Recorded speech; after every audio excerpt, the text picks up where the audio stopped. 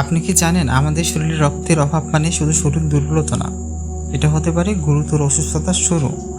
আজকে জানবো ঘরে বসেই কোন খাবারগুলো খেলে শরীরে রক্ত দ্রুত বৃদ্ধি পায়।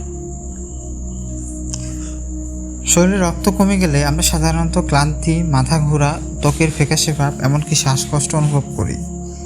এর মূল কারণ হতে পারে আয়রনের অভাব, ভিটামিন B12 বা ফলিক অ্যাসিডের ঘাটতি।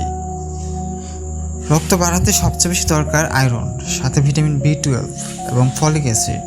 এগুলো মিলে শরীরে নতুন রেড ব্লাড সেল তৈরি করে।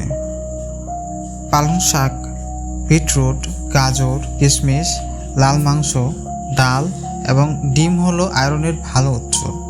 এগুলো নিয়মিত খেলে শরীরে রক্ত দ্রুত বৃদ্ধি পায়। ভিটামিন B12 পাওয়া যায় মাছ, দুধ, চিজ, ডিম এবং চিকেনের মধ্যে। এগুলো রক্ত, স্বাস্থ্য ও স্নায়ু সুরক্ষায়ও সাহায্য করে।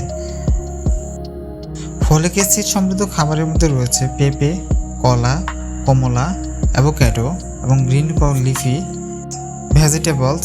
গর্ভবতী মহিলাদের জন্য এটি বিশেষ গুরুত্বপূর্ণ। তবে আপনি ঘরোয়া রেমেডি হিসেবে নিম্নোক্ত খাবারগুলো নিয়মিত সেবন করলে আপনার রেড ব্লাড সেল দ্রুতই বৃদ্ধি পাবে।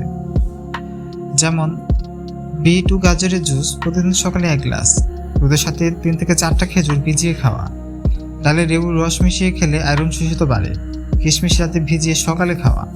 যদি আপনার রক্ত খুব কমে যায় বা বারবার কমে, তাহলে অবশ্যই ডাক্তারের পরামর্শ নিন, কারণ অনেক সময় এর পিছনে অন্য রোগও থাকতে পারে।